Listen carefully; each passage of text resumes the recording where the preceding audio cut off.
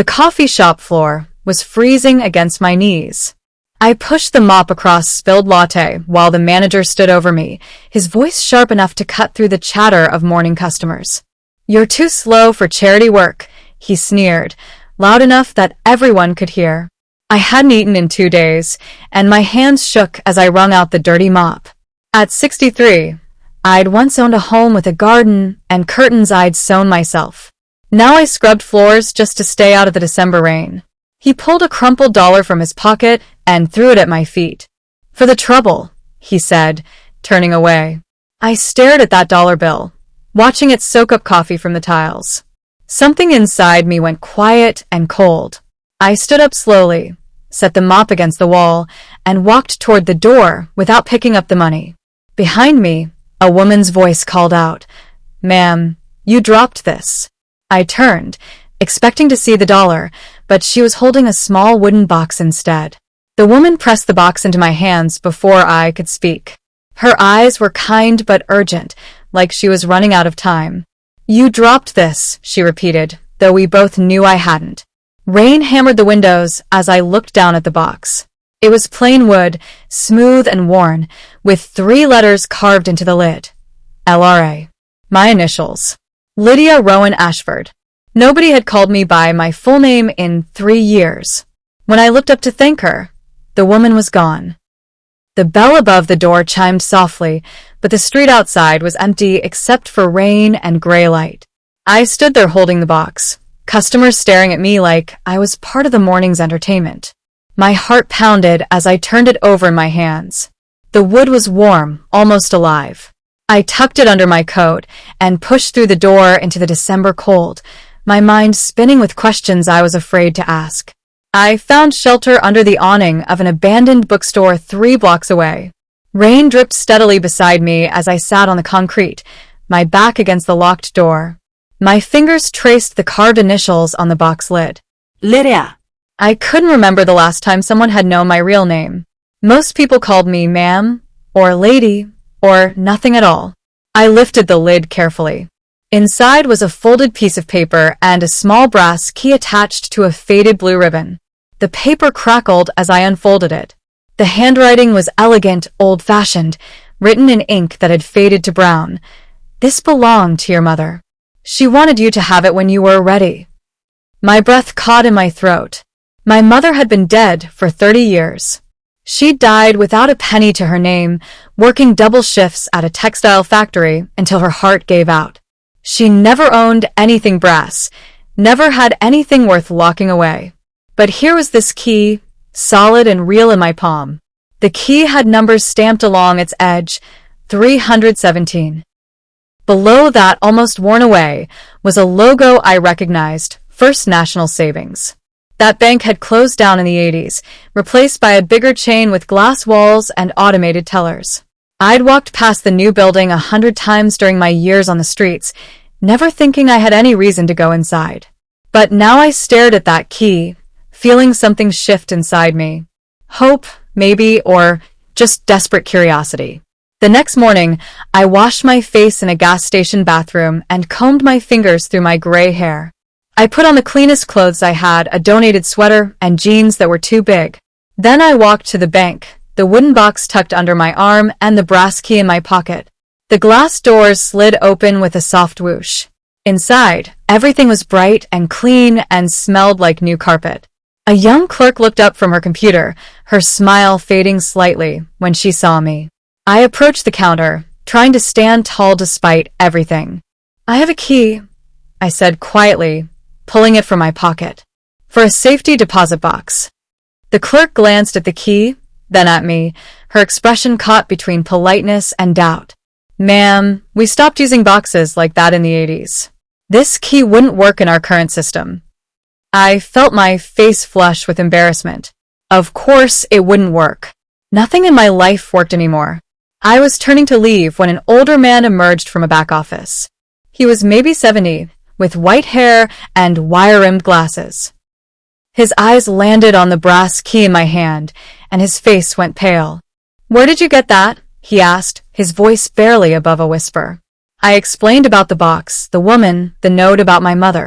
He listened without interrupting, his expression growing more troubled with each word. Finally, he gestured toward his office. "Please come with me," he said. "There's something you need to see." The manager's office was small and crowded with filing cabinets. He closed the door behind us and disappeared into a back room. I sat in the leather chair across from his desk, my heart hammering. Through the frosted glass, I could see the clerk watching us with open curiosity. The manager returned carrying a sealed manila envelope, yellowed with age. My mother's handwriting sprawled across the front. "For Lydia Rowan, when the key finds her." My hands trembled as I tore it open. Inside was a single sheet of paper, a property deed. The address made my vision blur. 1847, Ashford Lane. I knew that address. I'd worked there once, years ago, before everything fell apart. The Ashford estate, a mansion on a hill with black iron gates and gardens that stretched for acres. I'd cleaned its marble floors for 6 months before the owners let me go without explanation. "This can't be real," I whispered. The manager leaned forward. "That deed has been in our vault for 32 years. Your mother purchased the property through a trust." I walked to Ashford Lane in a daze. The mansion sat behind its iron gates like something from a dream I'd forgotten. The stone walls rose 3 stories high, covered in ivy that had turned red with winter. I'd once scrubbed the front steps on my hands and knees, counting each stone to keep my mind from wandering to hunger and exhaustion. Now I stood outside those gates with a deed in my pocket that said this place belonged to me. A security guard approached from the gatehouse, his hand resting on his radio. "Ma'am, this is private property. You need to move along." I pulled out the deed with shaking hands. "I think you'll find I own this property." He barely glanced at it. "Sure you do, lady. Look, I don't want trouble. Just move on before I have to call someone." I was about to argue when a black car pulled up to the gate. The window rolled down, and I saw her. The woman from the coffee shop, the one who'd given me the box. She stepped out wearing an expensive coat and leather gloves. The woman smiled at me, but there was sadness in her eyes. "Hello, Lydia. My name is Cambria Vale. I've been waiting for you to find your way here." The security guard's attitude changed instantly when he saw her. "Miss Vale, I didn't know this woman was expected." "She's more than expected," Cambria said quietly. "She's the owner." I followed her through the gates, my legs weak beneath me.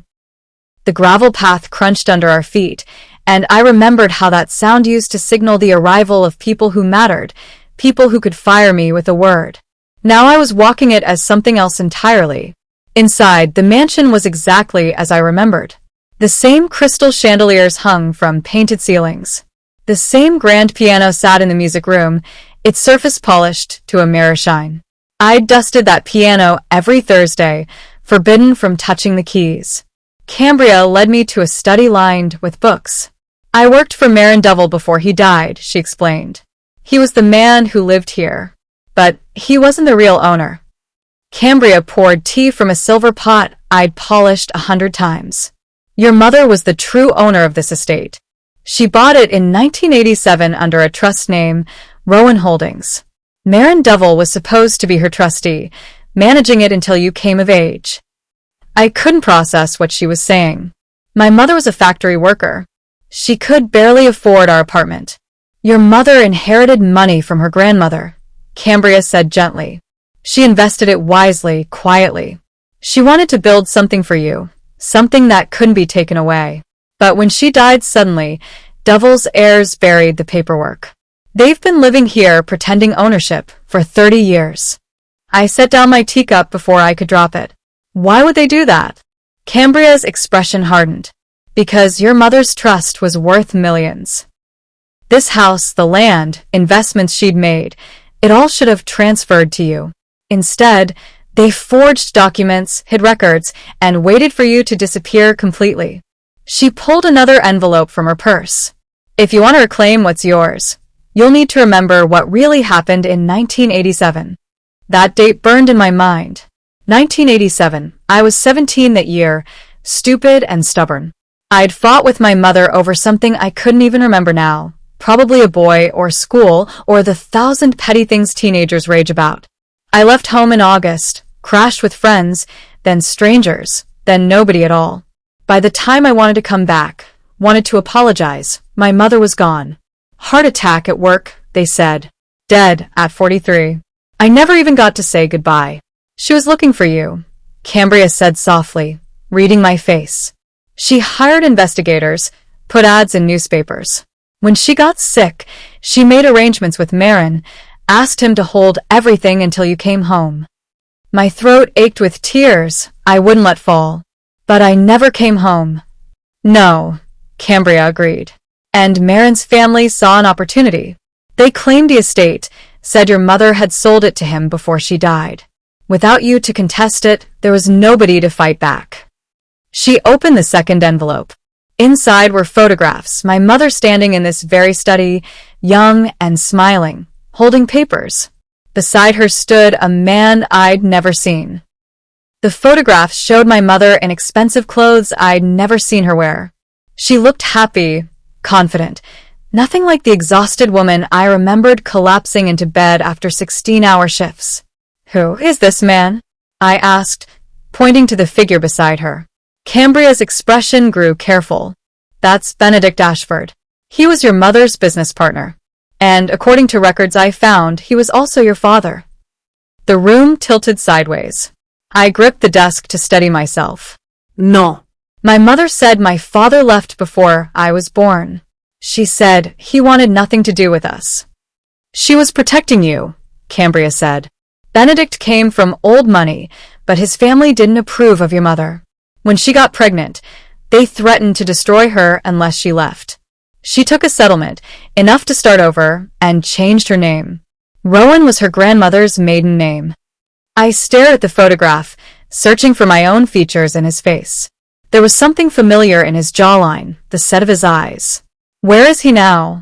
That's complicated, Cambria said carefully. Let me show you something else first. Cambria led me down to the wine cellar. The air turned cold and damp as we descended stone steps I'd swept countless times. She moved aside wine racks, revealing a false panel in the wall. Behind it was a small iron door, locked and rusted with age. She produced an old key and turned it. The door groaned open. Inside the hidden room, dust covered everything like snow. File boxes lined metal shelves, and in the corner sat a scorched metal chest bearing the Ashford family crest. Cambria opened it carefully. Inside were burned papers, blackened jewelry, and another deed, this one badly damaged, but still partially readable. Property transfer, Rowan Estate Holdings to Lydia Rowan Ashford. My hands shook as I lifted the papers. What happened here? After your mother died, someone tried to destroy the evidence, Cambria explained. But your mother was clever.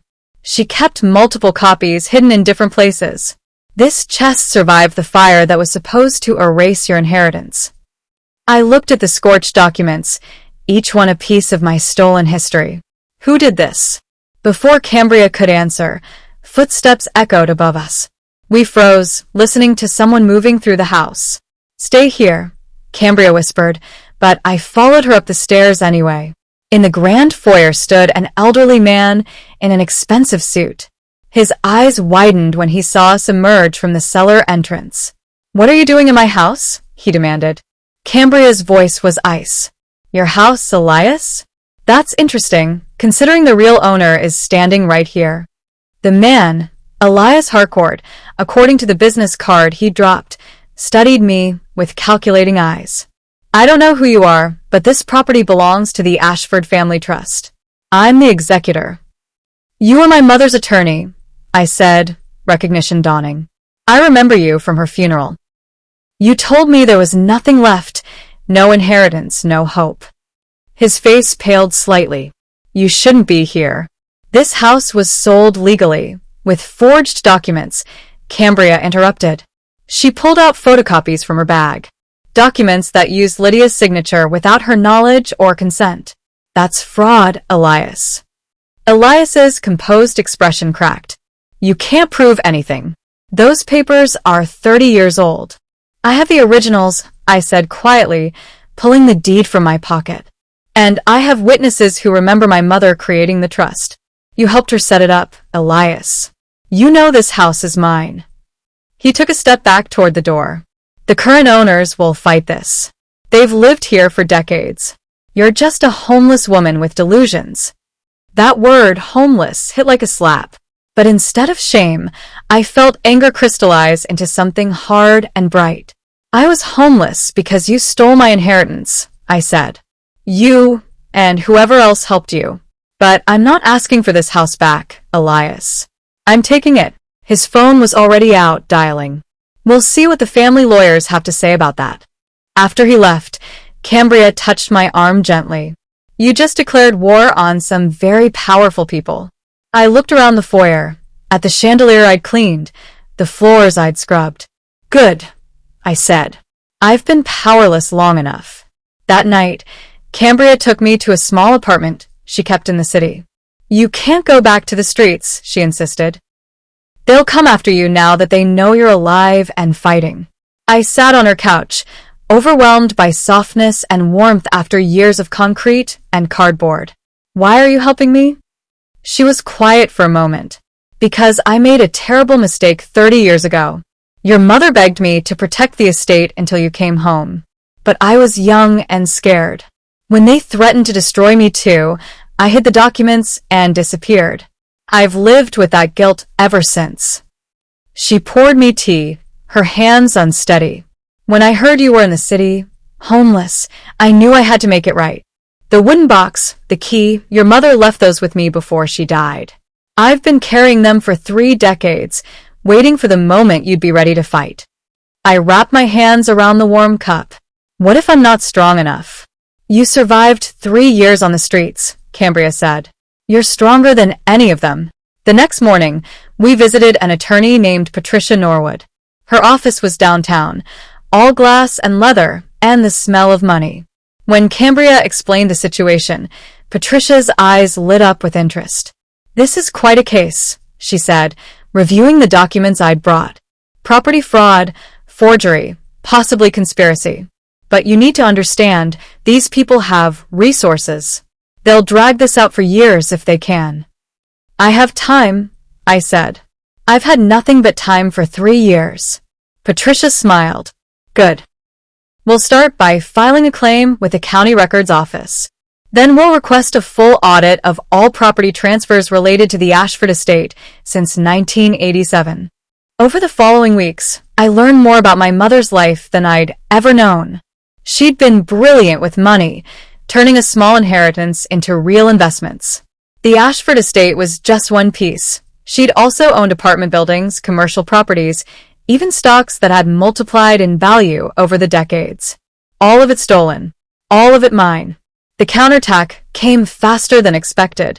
One morning, as I left Cambria's apartment to meet Patricia, a black car pulled up beside me. 2 men got out, their suits too perfect, their smiles too sharp. Ms. Rowan? We'd like to talk about your recent activities. I kept walking. I have nothing to say to you. One of them moved to block my path. We represent the Ashford family interests. They're willing to offer you a settlement, $200,000 to drop your claim and sign a non-disclosure agreement. $200,000 sounded like all the money in the world. But I thought about my mother, working herself to death while these people lived in luxury on what she'd built. No, I said. The house alone is worth $5 million, plus 30 years of lost income from other properties. Your client stole my entire life from me. The man's smile vanished. You're making a mistake. These people don't lose gracefully. Neither do I replied and walked past them. That afternoon, Patricia called with news. They've filed a motion to dismiss based on statute of limitations. They're arguing you waited too long to make a claim.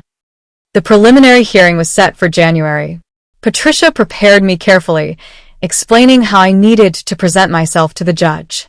You're sympathetic, she said. Use that.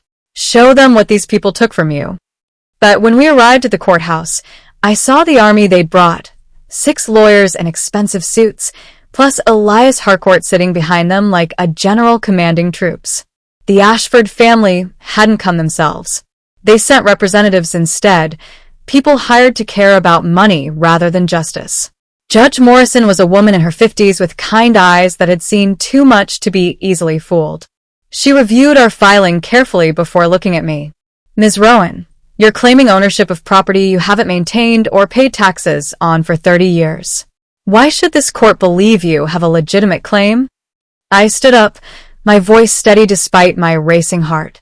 Because my mother built that estate for me. Because she died trying to protect it. And because the people who stole it knew exactly what they were doing. Patricia presented our evidence methodically. The original deed with my mother's signature. The trust documents showing Rowan Holdings was created for my benefit. Bank records proving my mother had funded the purchase. Then she presented the forged documents, the ones supposedly transferring everything to Marin Double's family. A handwriting expert testified that the signatures didn't match. Note the pressure variance, he explained, pointing to enlarged copies. The authentic documents show consistent pressure and flow. The transfers show hesitation patterns, someone copying a signature they'd seen but couldn't reproduce naturally. The opposing lawyers objected repeatedly, but Judge Morrison let the testimony continue. During the lunch recess, one of the Ashford attorneys approached me in the hallway. My clients are prepared to offer you $1 million. Final offer. I looked at him, this man in his $1,000 suit, and thought about sleeping on cardboard, about the coffee shop manager throwing $1 at my feet. Tell your clients I'm not interested in settling. I'm interested in justice. His expression hardened. You'll regret this. That night, Cambria's apartment was broken into. We weren't there. Patricia had moved us to a hotel for safety, but the message was clear. Someone had torn through every drawer, every closet, looking for something. They want the original documents, Patricia said, surveying the damage. The copies we filed are enough for court, but originals carry more weight. The originals are safe, Cambria said quietly. She'd hidden them in a bank vault under a false name decades ago. The next morning, Patricia received a call that changed everything. They want to meet, she said. All of them. The Ashford family representatives, their lawyers, Elias Harcourt. They're offering to negotiate. It's a trap, Cambria warned. But I needed to see these people face to face, needed to understand who had stolen my life. We met in a conference room at their law firm.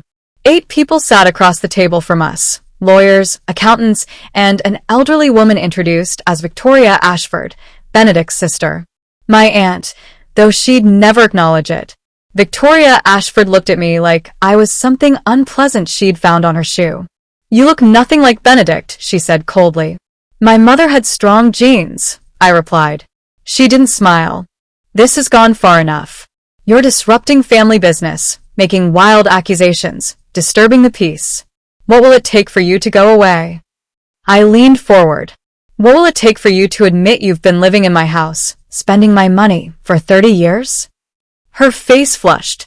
That house was sold to us legally, with forged documents. Patricia interrupted. We have evidence that Elias Harcourt, acting as your attorney, deliberately hid the true ownership to benefit your family. Elias started to stand, but Victoria's look stopped him. Even if that were true, she said carefully, you can't prove we knew about it. Actually, I can, said a voice from the doorway. We all turned to see an elderly man in a wheelchair. He was thin and pale, but his eyes were sharp. My breath caught. I'd seen his face in the photographs. Benedict Ashford. My father. Benedict wheeled himself to the table, and the room went silent. Hello, Victoria, he said to his sister. It's been a long time. She looked stricken. Benedict, you're not well. You shouldn't be here. I'm dying, he said matter-of-factly. Cancer. Which means I have nothing left to lose by telling the truth. He turned to me, and I saw tears in his eyes. You're Lydia. God, you look so much like your mother. I couldn't speak. 30 years of absence, and all I could do was stare. I'm sorry, he said. I'm sorry I wasn't strong enough to stand up to my family when it mattered. Your mother was the best thing that ever happened to me, and I let them drive her away. I've regretted it every day since. Victoria stood up, her voice sharp with panic. Benedict, you're confused. The medication. I'm perfectly clear, he interrupted. And I'm here to testify that I knew exactly what Elias did. We all did. You wanted the estate, Victoria. You said it wasn't fair that Margaret had outsmarted us, that her child would inherit what should have been ours. Benedict's testimony lasted 2 hours. He described how Margaret, my mother, had come to him for help when she discovered she was pregnant. How his family had threatened to destroy her career, her reputation, everything. How she'd taken a settlement and disappeared, but not before creating a trust that would protect me. She was smarter than all of us, Benedict said. She knew you'd come after her, so she hid everything in plain sight. Rowan Holdings, multiple properties, investments. She built an empire while working at that factory, and none of you ever knew. He explained how Marin Duvall, his friend, had agreed to be trustee. But when Margaret died suddenly and I disappeared, Elias had convinced the family they could simply take it all. We told ourselves she'd signed everything over before she died, Benedict said, his voice breaking. We told ourselves the girl, you, Lydia, was gone and wouldn't care. We lied to ourselves for 30 years. Victoria's lawyers were already whispering urgently, preparing damage control. But it was too late. Benedict's confession, recorded and witnessed, destroyed their entire defense. The settlement came 2 weeks later. Full ownership of the Ashford estate returned to me, plus damages for 30 years of lost income, nearly $12 million. All properties my mother had purchased were transferred back. The Ashford family had 60 days to vacate. Patricia brought me the papers at the hotel. You won, she said simply. But winning felt hollow. I'd gotten justice, but my mother wasn't here to see it. Benedict wasn't here either. He died 3 days after giving his testimony, finally at peace. I went to his funeral, standing at the back while Victoria and her family pretended I didn't exist. After everyone left, I approached his grave. Thank you, I whispered to the fresh earth, for finally choosing right over easy. Cambria found me there an hour later. What will you do now? She asked. I thought about the mansion, the money, the life I could have. I'm going to do what my mother would have wanted. I'm going to make it mean something. 6 months later, I stood in the grand foyer of Ashford Estate, watching workers transform it into something new. The Rowan Foundation for Homeless Women would open next month. 50 beds, job training programs, mental health services, legal aid. Everything I'd needed during those 3 years on the streets. Cambria was the director. Patricia volunteered legal services. The coffee shop manager who'd thrown that dollar at me had applied for a job and been rejected. I wasn't that forgiving. I kept the wooden box on my desk in what used to be the study. The brass key hung on a ribbon around my neck, a reminder of how small things can change everything. Sometimes I walked through the gardens my mother had planned, touching the roses she'd chosen, sitting under the trees she'd planted.